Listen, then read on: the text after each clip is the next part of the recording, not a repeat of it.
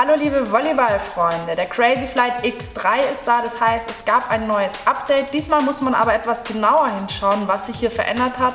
Liegt hier eher etwas im Detail. Trotzdem auf jeden Fall ein Top-Schuh, wie er genau aufgebaut ist, was sich verändert hat, das zeige ich euch jetzt gleich. Den Crazy Flight X3 gibt es als Mid-Cut-Variante mit Booty-Konstruktion, als auch als flache Variante mit der ganz normalen Zunge.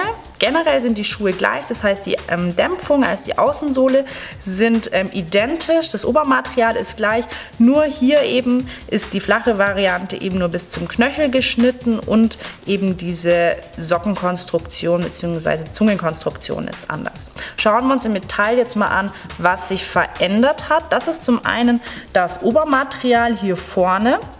Das war beim Crazy Flight X2 ein ja sehr eng geschnittenes oder enges Stoffmaterial, das jetzt etwas weitmaschiger ist und dadurch atmungsaktiver ist. Das wurde ausgetauscht, als auch die Verarbeitung der einzelnen Elemente ist hier viel feiner gemacht als wie bei dem Vorgänger. Man hatte hier bei diesen Übergängen der Verklebungen früher immer so ja, kleine Stufen, kleine Kanten drinnen, die jetzt aber hier ganz fein ineinander übergehen.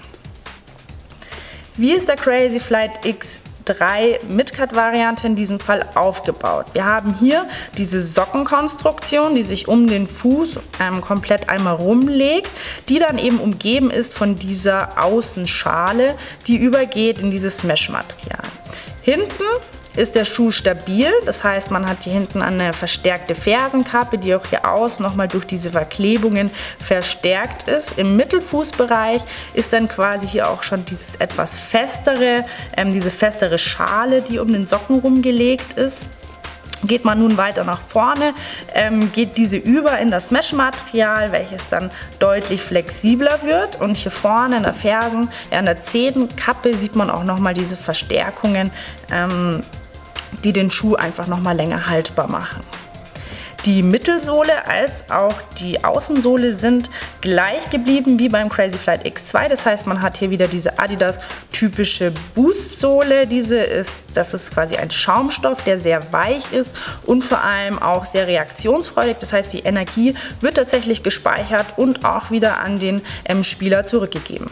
Die Außensohle ebenfalls gleich wie beim Crazy Flight X2. Hier vorne dieser sehr flexible Bereich mit diesem asymmetrischen Muster. Gut zu erkennen auch der Drehpunkt. Hinten etwas stabiler gehalten, damit der Schuh auch wirklich nach außen als auch nach innen hin eine gute Stabilität hat. Beim Crazy Flight X3 hat sich im Vergleich zu seinem Vorgänger nur kleinere Details geändert. Es war aber schon ein sehr guter Schuh, ein Topseller auf jeden Fall bei uns im Shop in der vergangenen Saison. Der Crazy Flight X3 ist wieder ein Unisex-Schuh, das heißt für Damen und Herren gleichermaßen geeignet. Er basiert aber auf dem Damenriss und ist dadurch vor allem für die Herren etwas schmäler geschnitten. Habt ihr Fragen zu dem Schuh? Dann lasst uns die gerne wissen, schreibt uns einfach einen Kommentar und wir helfen euch gerne weiter. Wollt ihr mehr Reviews sehen? Folgt uns gerne auf YouTube, auf Instagram oder auf Facebook, dann bleibt ihr immer auf dem neuesten Stand. Macht's gut und bis zum nächsten Mal.